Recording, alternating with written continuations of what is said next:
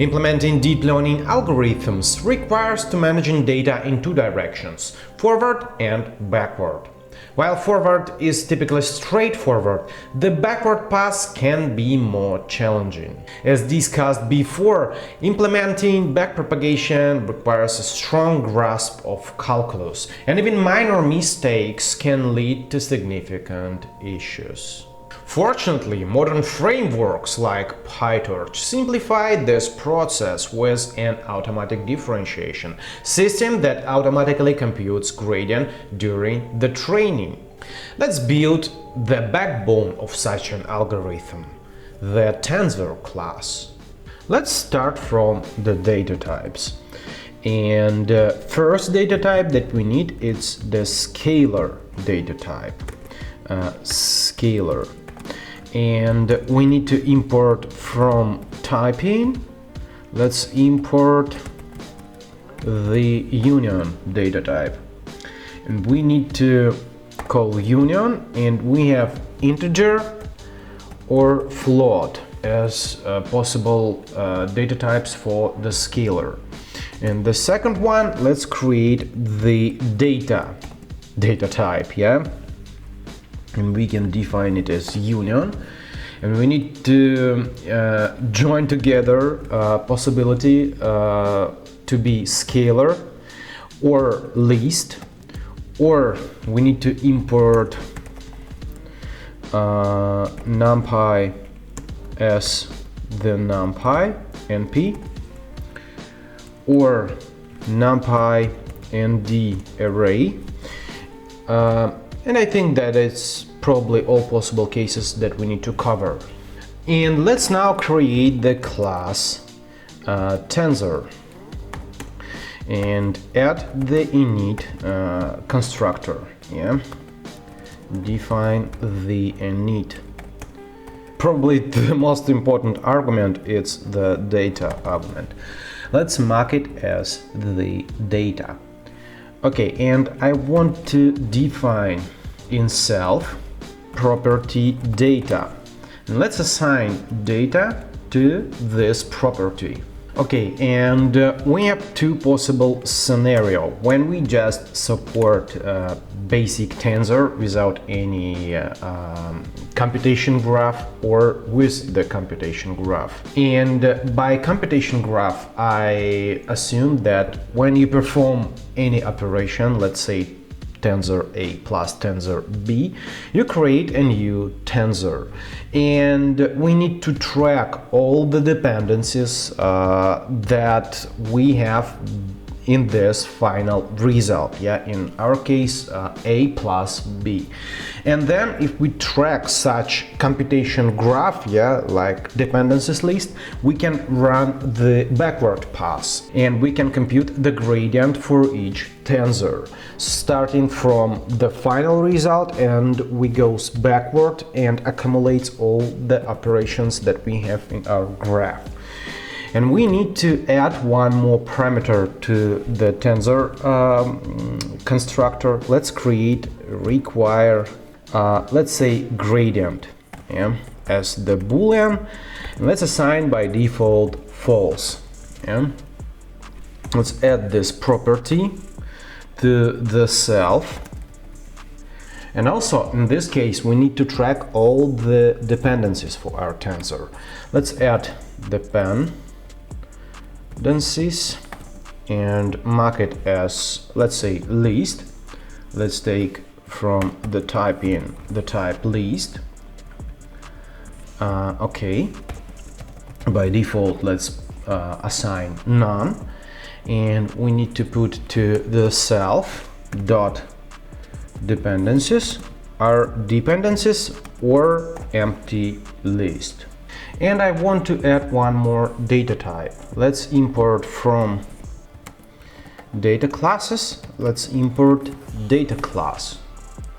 Okay, and we can use this data class as the decorator, and let's create the class leaf. Okay, and mark the frozen true.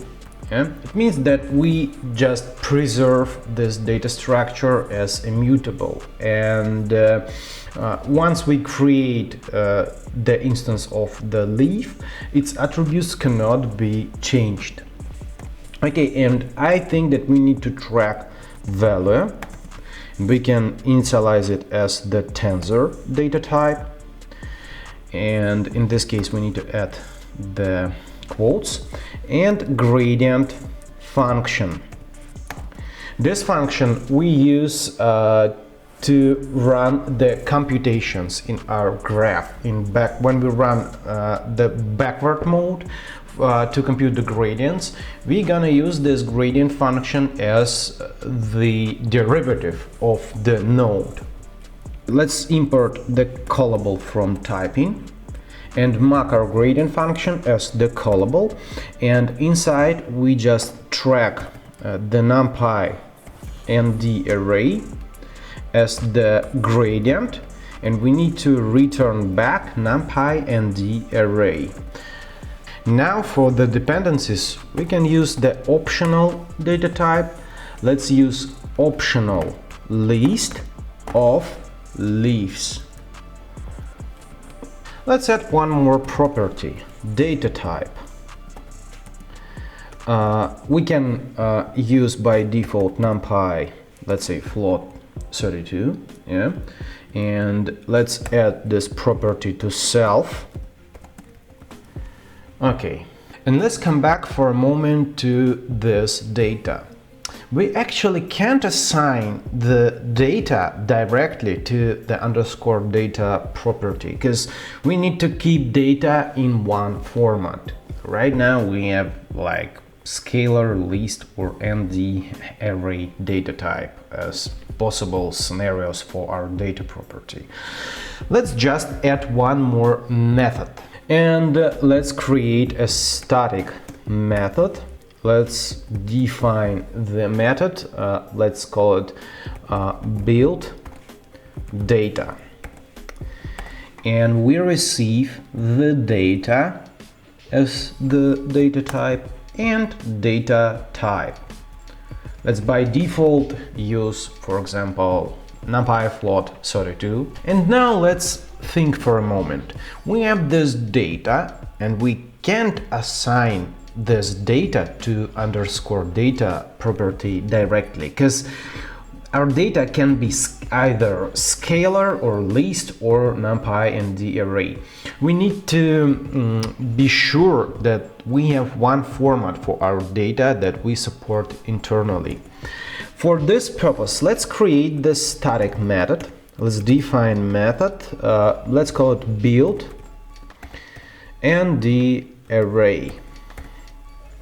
And we receive one argument, data, as the data type. Okay, and then let's check if our data or let's say is instance of our data is tensor. In this case, let's return an numpy array, and we need to take just our data. So we have data and we need to take our data. So let's add one more useful property. Let's add property. Let's define property data, and we need to define property data self as the argument, and we need to return the numpy and the array. Okay, we return self dot underscore data. Just for convenience, yeah, we add this property and we return this self underscore data. So okay, good. And let's add one more argument, data type, and we assign the data type equals the data type. As the second option, if is instance data is numpy and the array, In this case, we need to return data as type. We just use this as type to be sure that we work with correct data type for our data. The last case, let's just return NumPy array and use our data and the data type. And I think that by this way we cover all the possible scenarios. So, and now let's call the tensor build Ndim array, and we wrap our data and provide the data type. In this case, we can be absolutely sure that we always internally in this underscore data we have NumPy array, yeah, and we can be sure that we work with the right data property all the time. We need to have data for the forward pass, and also we need to have the gradient for the backward pass. Let's add the gradient as NumPy Ndim array. If we have required gradient as true, if the required gradient, we need to initialize the gradient as NumPy zeros like and use the self data. And in other scenario, we need to initialize the gradient to none, because we have no any gradient for this tensor in case if we provide the required gradient false.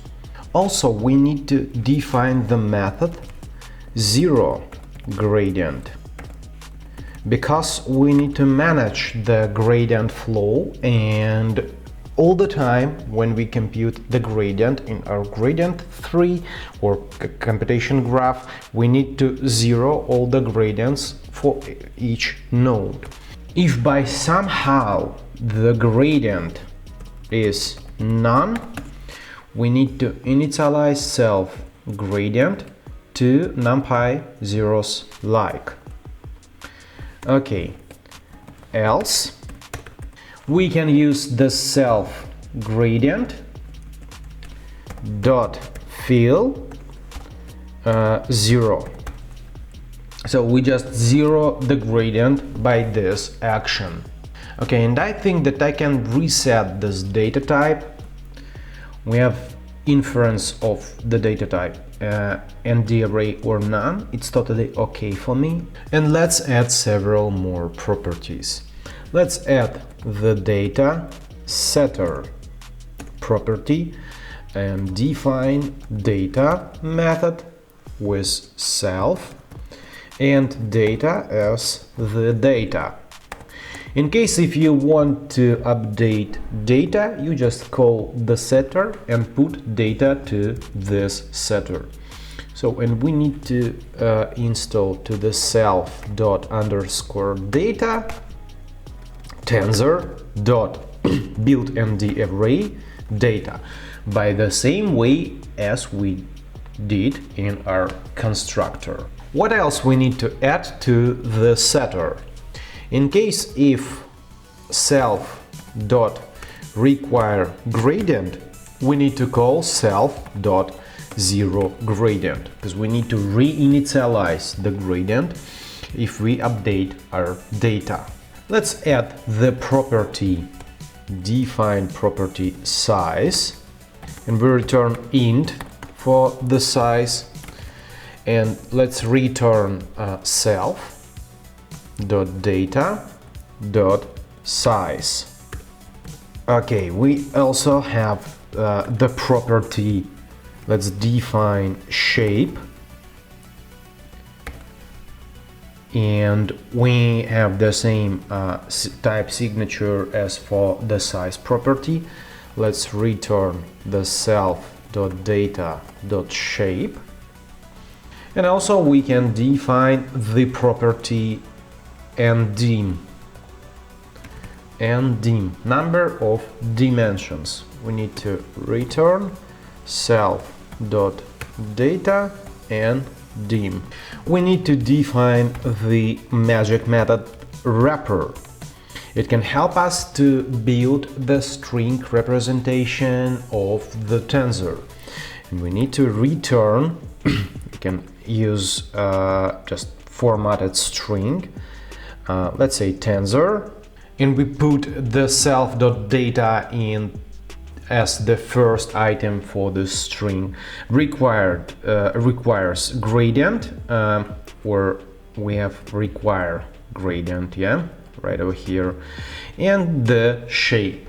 And to make the consistency with the PyTorch, let's rename it to requires gradient, yeah, and same change right over here, requires gradient. Let's check that we have only the string. Yeah, let's rename require gradient to requires gradient. Okay, good. And I think that we already did a great job. Let's create a variable t as the tensor. Let's say that we put 1, 2, and 3, and let's print our tensor. And of course we need to initialize the tensor class first of all. Then let's run the cell, and you can see the result, yeah. Our tensor, it's right over here, yeah, requires gradient false, yeah, or we can change this property to requires gradient true, and we can print the gradient property, yeah, with the required gradient true. It equals all the 0 with the same shape as our data. With false, we have just none, yeah. We can also check our properties like shape or like Ndim.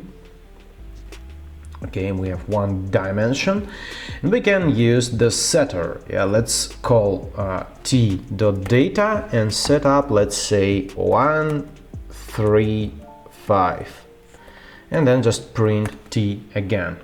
And I can see that it works. Yeah, we just reinitialize data for our tensor. And I think that this is the backbone of the Tensor class. We have this data property that we support internally. Also, we have the gradient mechanism, the zero gradient, and everything else that we need to implement is the bunch of operation that we will track in the dependencies list. But let's stop here and make it in the next video.